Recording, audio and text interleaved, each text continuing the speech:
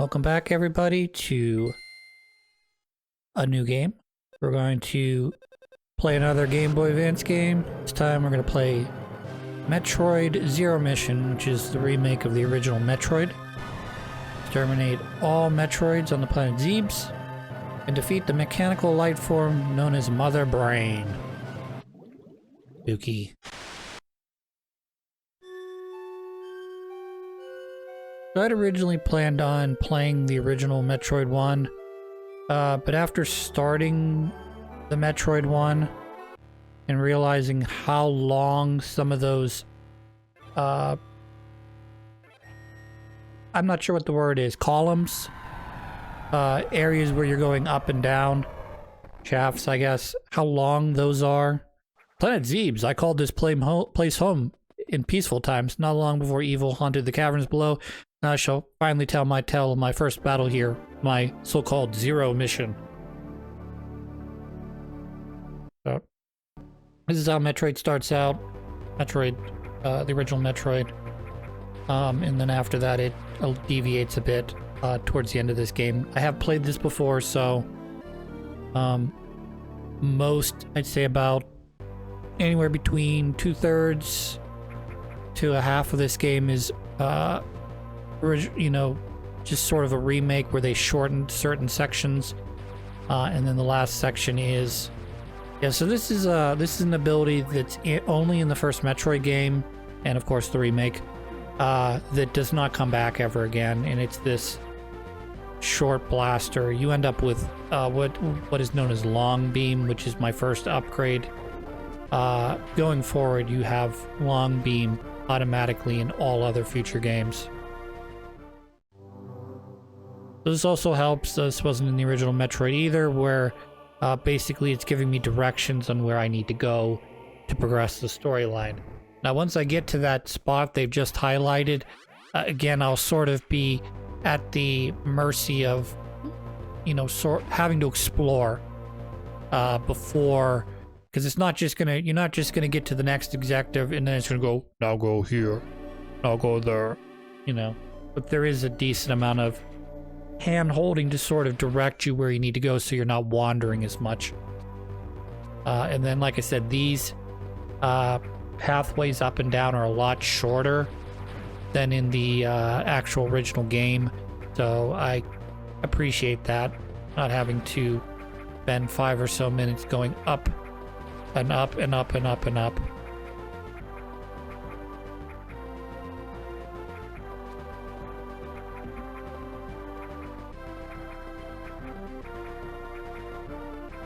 So, like every good Metroid game, we're stuck with a very basic amount of abilities and I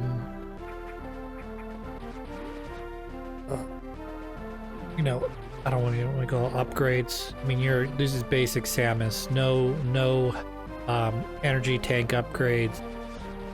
I did get I think you also start with I don't remember anymore, but I think you get Morph Ball immediately in every game. So, Long Beam, this is first upgrade. Basically, it makes my shots go all the way across the screen. Also appreciate that these guys, when you curl you up into a little ball, heal your health all the way back to full, along with once we get the missiles.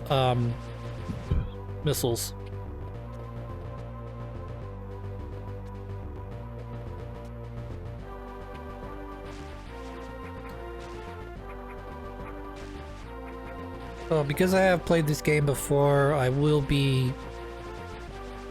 say beelining this game. I'm definitely not anywhere close to be what you would call a speed run. Example, you do have to come all the way left to see this before the game will let you progress, so that's why I did go this way rather than go, at least as far as I'm aware, I have to go left to see that before I can go right. Because otherwise this doesn't drop down. And the door here doesn't open.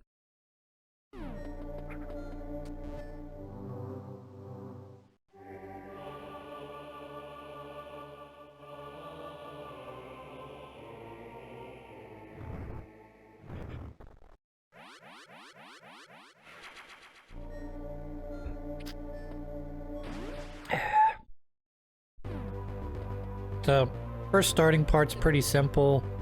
We're going from this area down to, I think it's called Criteria. I'm not sure. I get Criteria and No Fair kind of confused sometimes. I might actually be in Criteria right now, and then I'm going to No Fair, which is sort of a funny name for a place. But anywho, we're gonna hit the save room as often as we can, just because if I die, I have to go back to whatever the previous save was, and there's a good chance that at some point I'm going to either die to a boss or die to something else kind of stupid. So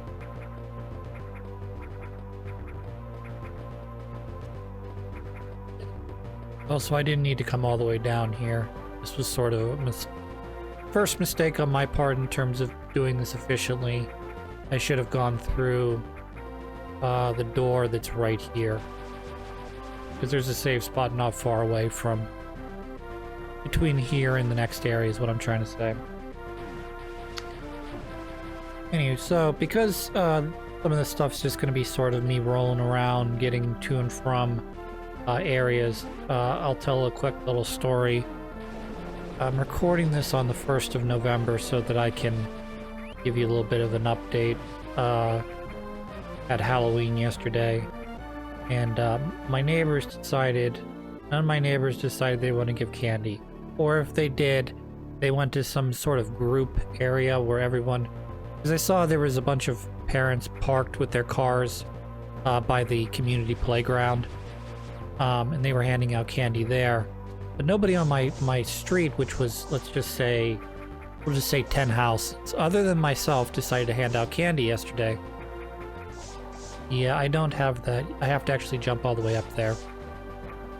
So, let's actually get up there. Good. Anywho, now that I have missiles, guess what's gonna happen?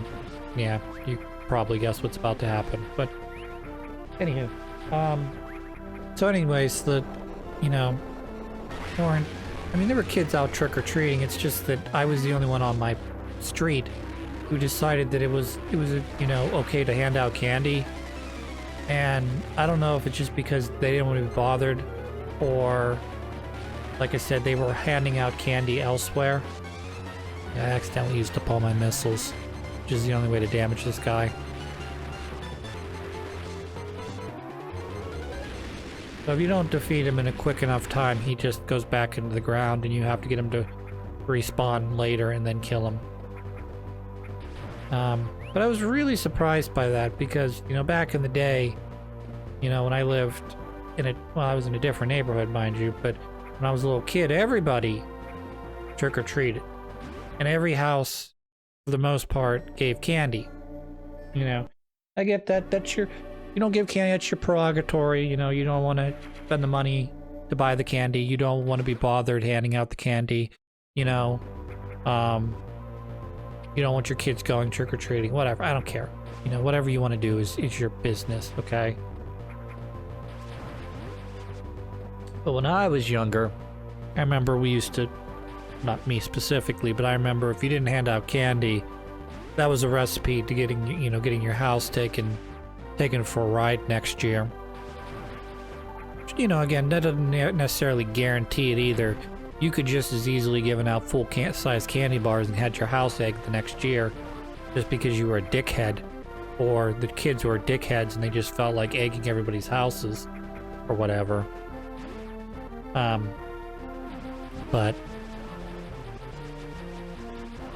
you get my drift. If this was back in the day, when I was little, every single townhouse on my street would be egged, either immediately or within the next year. Because that's just what we would do. It's called trick or treat for a reason. It's not called treat if you feel like it. It was you either gave the candy, or the bad spirits come to your house and throw fucking, at best, tic-tac your house, or worse. TP and egg you.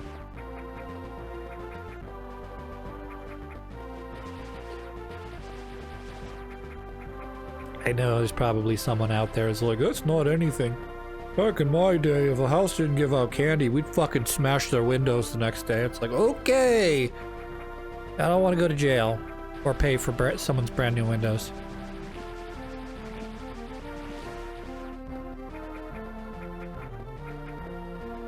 So now that I've killed those, we'll just call them nests. Those guys don't appear anymore, which is kind of weird. But then again, I'm going to be progressing the storyline anyway, so I guess that doesn't matter. Now that I have 10 missiles, I should be able to defeat this boss, right? Alright. Second try. Should be able to do this, Chris. Missed. That's one.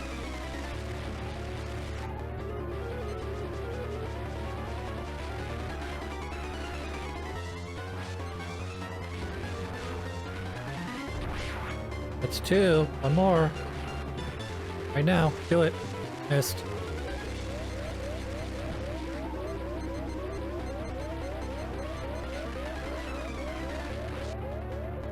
That was your last chance with that. So he goes back into the ground. I'll have to go get the I'll have to get his... I'll have to defeat him at a later point, and he's holding the charge beam. Which I know for a fact is not the way you get the charge beam in the original game, but again, they kind of cut down on some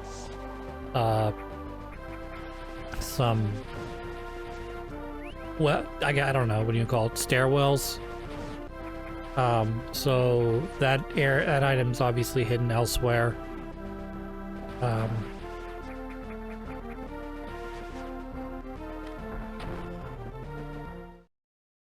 Also going to take me a bit to get used to these controls, I think, because the L trigger button is to make you point your cannon diagonally, either up or down, depending if you're holding up or down.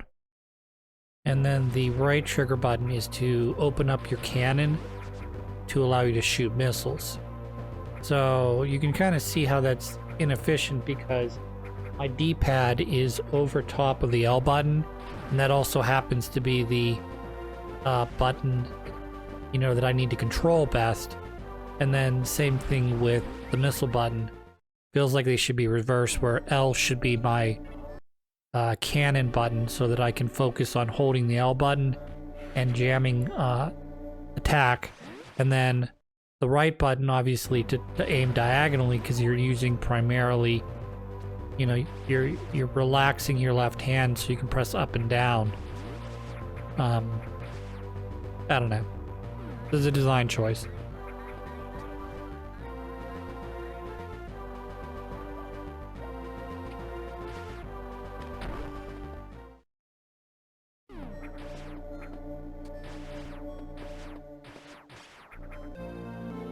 Bomb, bomb, bomb, bomb, bomb, bomb, bomb, bomb, bomb. Now I know upgrades to your weapon cannon are important, but in terms of any good Metroid game, like, your first two upgrades should almost always be Morph Ball followed by Bomb, if it's not already immediately equipped to your guy when you start. Camus doesn't immediately have it, is what I'm trying to say.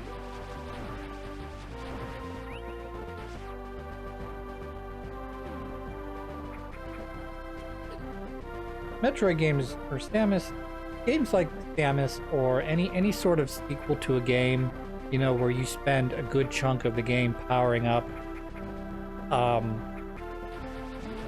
they are just so hard to write sequels for, because, you know, your character starts out weak. They build up, become super strong, you know, so now all of a sudden they're like, they got, you know, god tier weapons with god tier health and you know, upgrades, and then you start the next game and you start back from scratch. So literally your only options are to be, you know, just basically throw your arms up and go, well, it's a different game, you know, that's just how it's gonna be. Or, you know, well, you know, that was her old suit, or her old plane crashed, or something, you know, to basically indicate that this is why you have a new suit and why you start from scratch again. Or you gotta do the other annoying thing where you basically say, well, here's all of Samus's power-ups from the end of, you know, say, this is what happens in one of the games, at the end of Super Metroid, you know, but the problem is your suit gets taken away from you, or your suit gets locked down so you're not allowed to use its full potential. You have to use a new suit, or a suit that's limited for some unknown reason. Well, there's an in-game reason, but in terms of, like, hey, I'm playing a video game, I don't get it. So I'm in Criterion, I'm going to No Fair now.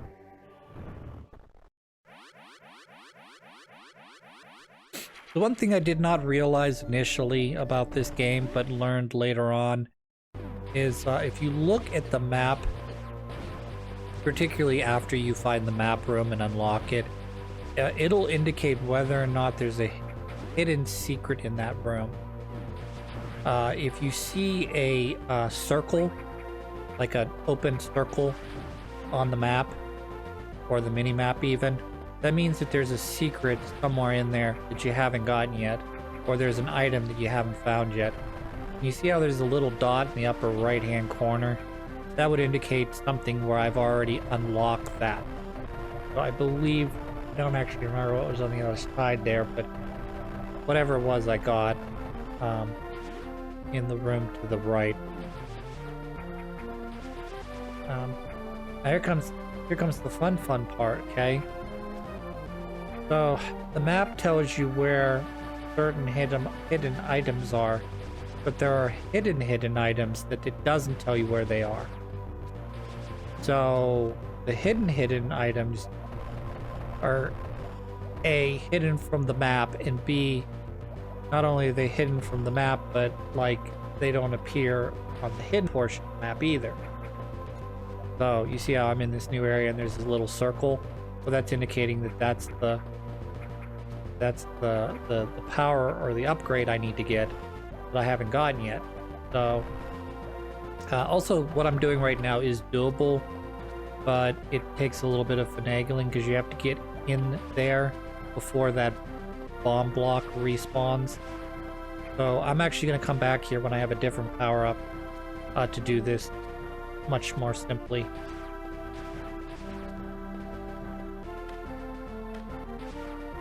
There's a number of different things that you can sort of, I wouldn't say what's the word that they like to use? Sequence break. This is kind of a sequence break, but not really. A very easy sequence break. There's a more difficult sequence break to get the, I think it's a suit, the various suit or something. That can be done in both this game and the original by using the bomb to propel yourself upward. But it's very difficult to do in this game without the high jump boots. So you can do it. It's a little too tricky for me to do because not only do you have to get up there, which is the easy part, but you also have to make a relatively difficult jump without the high jump boots. Round 3, can we do it? Missed. There's one.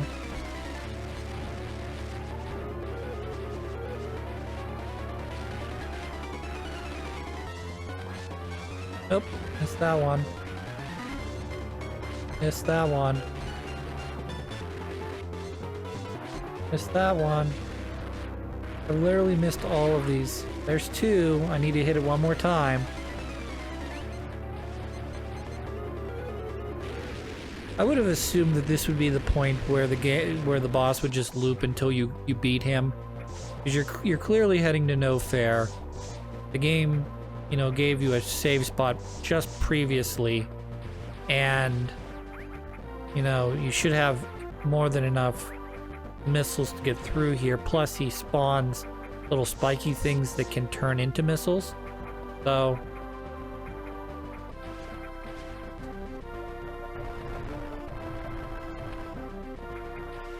And he's not hard to beat either. He only takes 3 missiles to defeat. But you actually have to hit his eye. You can't just shoot him in his eyelid or his spiky eye mouth claws. So. We're going to no fair. No fair. Cutscene. Mother brain. I see you, Samus. I see all. So I'd be remiss if I didn't talk about Captain N and Mother Brain being sort of an effeminate piece of shit. Oh, hello, darling. Yeah, well, I didn't watch all that much Captain N growing up. I saw like the original pilot episode where he gets pulled into the video game universe and like 1 or 2 more episodes. That is how I got kind of addicted to Mega Man though, because my friend had an NES and he used to play a ton of Mega Man 2, which is Mega Man 2 or Mega Man 3 depending on your opinion of whether or not you want the slide. Is probably Those are probably the 2 best original Mega Man games. Because 4 is good, 5 is good. But, I mean, they're not bad. They're not really doing anything you haven't seen or perfected in Mega Man 2 and 3. I mean, 4 gives you the Buster Cannon, so if you like that, that's great. 5 is sort of the culmination where you take all of the things and you make the levels as difficult as possible. And 4 is definitely, in my opinion, the hardest bosses in the game. Particularly when you get to the end, you have to do the boss run. And nobody plays 1 because it's a broken mess. I mean, I like it. It's just there's certain parts of Mega Man 1 where you just have to accept the fact that it wasn't programmed as well as the others. So, like, sometimes the platforms can just decide they don't want to play with you anymore, and you're now going into the spikes. And there's not really much you can do about it because that's just the pattern the guy's on right now.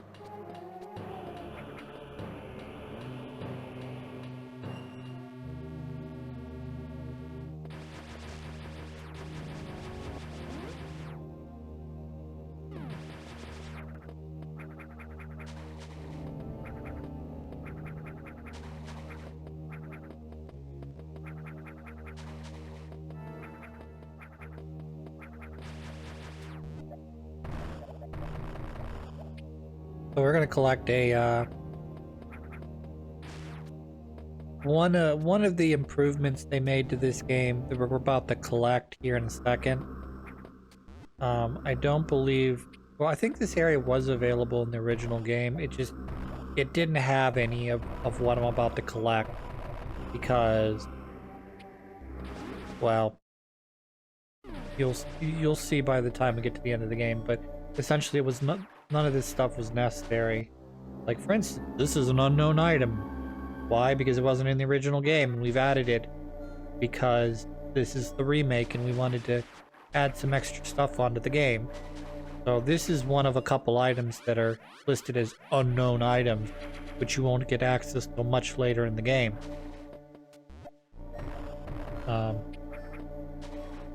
But it does kind of allow certain things to be blocked. I didn't get that missile thing there on purpose because I thought the game used. I thought you soft locked yourself by getting that item now because I didn't realize that there's a breakable block there. And I remember from a previous playthrough that area is inaccessible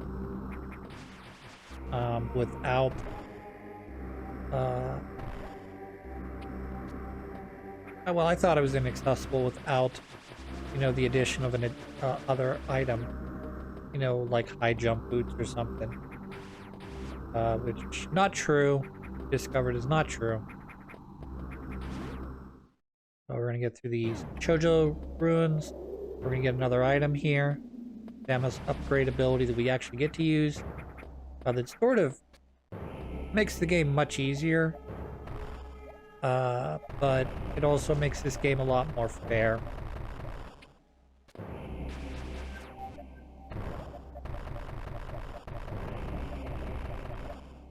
This is the kind of upgrade, it's called Power Grip, that I feel like if they remade any of the other Metroid games, like Super Metroid or Metroid 2, this would more or less be included in every future game.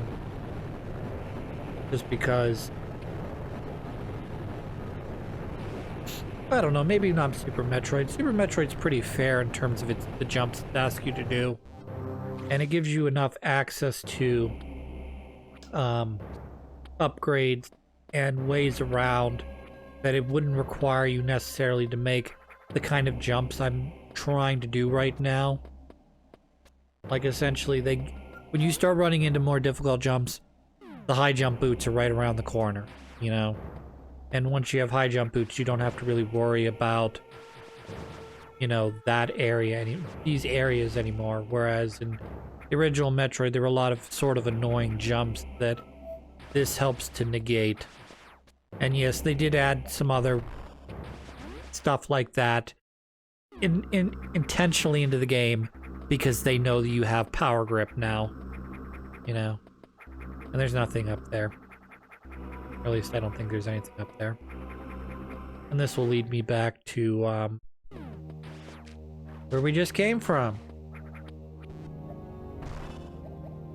It's a good upgrade. I like it. I like the addition of it. I think it's designed more because the nature of what the original Metroid was than anything to do with So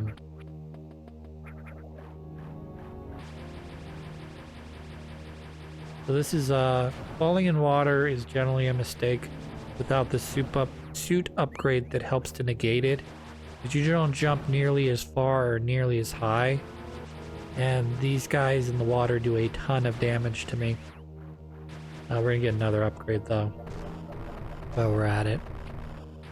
This was not designed, it was not intentional, but it was kind of necessary that I do drop in the water at least for a second.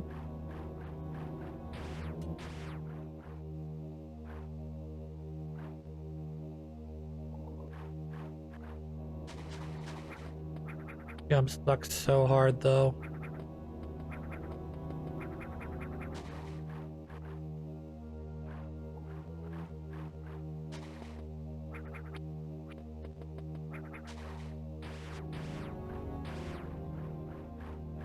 But believe it or not, there's nothing actually at the end of these platforms. They exist for a reason, but I will hold off saying what that reason is right now. But for right now, this just leads me to a dead end. Because I don't have access to what opens this up.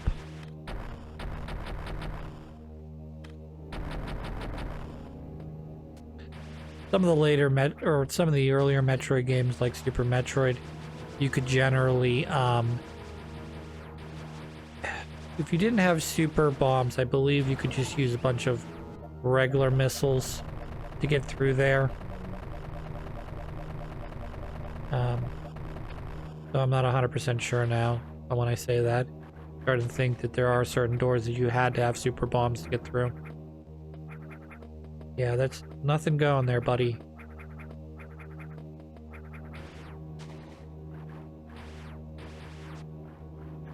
Alright, let's go back to No Fair. And we'll continue along with the game here.